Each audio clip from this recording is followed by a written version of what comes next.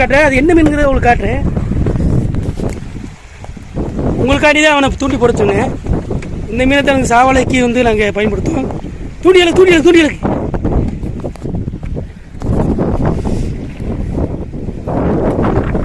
போற போட்டு மேலே கிளப்பு, மேலே பிடி. கிளப்பி காட்டு. இந்த பக்கத்தில் இரு. கூட்டத்தோட சில நேரம் கூட்டம் மீன் பிடிக்கார இடம் இது போகும்போது அதெல்லாம் பிடிக்க வாய்ப்பு உண்டு. மேலே கிளப்பு பாரு. மேலே இருக்கு எவ்வளோ மீன் பாருங்க. கிட்டத்தட்ட கிலோமீட்டர் கணக்கான தூரத்தில் வந்து மீன்கள் கிடக்குங்க.